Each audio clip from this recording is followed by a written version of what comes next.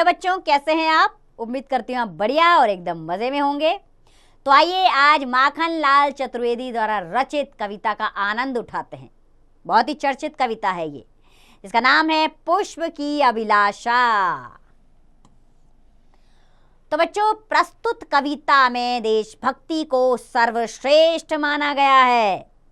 कवि ने फूल के माध्यम से बच्चों में अपनी मातृभूमि की रक्षा के लिए सर्वस्व न्यौछावर करने तथा बलिदान और त्याग की भावना भरने का भरकस प्रयास किया है। कवि का कहना है कि जिस मार्ग पर होकर देश के लिए बलिदान देने वाले गुजरते हैं, वह मार्ग अत्यंत पवित्र तथा नमन करने योग्य होता है। तो आइए पुष्प की अभिलाषा इस कविता के माध्यम से समझें। तो कविता की पंक्तियां यूं हैं कि चाह नहीं सुरबाला के गहनों में गूथा जाऊं, चाह नहीं प्रेमी माला में बिंद प्यारी को ललचाऊं। तो इसमें पुष्प क्या कह रहा है कि मेरी चाह नहीं है, ये क्या नहीं है मेरी चाह कि मैं सुरबाला यानी अप्सरा के गहनों में गूथूं, यानी कि अप्सरा जो श्रृंगार करने के लिए गहने पहनती हैं फूलों के। मैं नहीं चाहता कि मैं अप्सरा के श्रृंगार बनूं।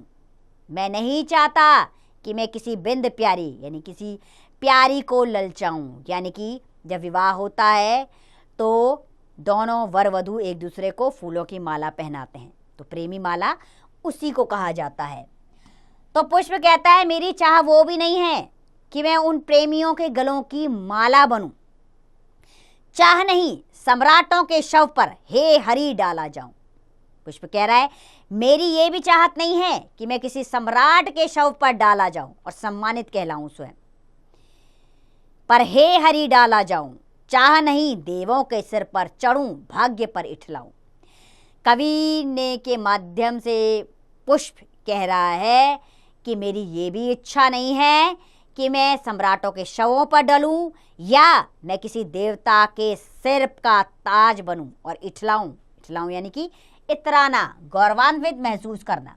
उसने कहा मुझे ये भी चाह नहीं है। अंत में वो अपनी क्या चाहत बताता है कि मुझे तोड़ लेना वनमाली, वनमाली यानी वन का माली। पुष्प कह रहा है कि मुझे तोड़ लेना वनवाली, उस पथ पर देना तुम फेंक, मातृभूमि पर शीश चढ़ाने जित पर जावे वीर अनेक। तो पुष्प कह रहा है कि मेरी अभिलाषा है कि हे वनमाली तुम मुझे तोड़ लेना और उस पथ यानी कि रास्ता, मुझे उस पथ पर तुम फेंक देना जिस रास्ते पर मातृभूमि पर यानी कि अपनी जन्मभूमि पर शीश चढ़ाने के लिए मेरे वीर सैनिक गुजरे, अर्थात मैं उनके पैरों तले कुचला जाना चाहता हूँ। इसी में मैं अपना सौभाग्य समझता हूँ। तो माखनलाल चतुर्वेदी द्वारा रचित कविता जिसमें पुष्प ने अभिलाषा जताई है कि उसकी अभिलाषा है कि वो वीर सैनिकों के चरणों में ही गिरे। आइए, बहुत सुंदर ही कविता लिखी है माखनलाल चतुर्वेदी जी ने। इसमें पुष्प के माध्यम से उन्होंने स्वयं के और हमारे भाव व्यक्त किए हैं। तो एक बार कवि परिचय भी ले लिया जाए। तो बच्चों, श्री माखनलाल चतुर्वेदी जी का जन्म 4 अप्रैल 1889 को मध्य प्रदेश के होशंगाबाद जिले के बाबई नामक गांव में हुआ था। प्राथमिक शिक्षा प्राप्त करने के पश्चात इन्होंने घर पर ही रहकर ही संस्कृत, बांग्ला, अंग्रेजी, गुजराती आदि भाषाओं का अध्ययन किया। सन 1931 में इन्होंने मासिक पत्रिका प्रभा का संपादन किया। फिर ये सक्रिय रूप से राष्ट्रीय आंदोलन से जुड़ गए। इनके काव्य का मूल स्वर राष्ट्रीयता है। इसमें त्याग, बलिदान, समर्पण और कर्तव्य भावना का भाव है। उनकी कविताओं में कहीं पौरुष की हुंकार है तो कहीं करुणा से भरी मनुहार है। हिम किरीटिनी और हिम तरंगिनी इनके प्रमुख कविता संग्रह हैं। इन्होंने नाटक, कहानी, संस्मरण, निबंध आदि भी लिखे हैं। 30 जनवरी 1968 को 80 वर्ष की आयु में ये गोकुलवासी हो गए।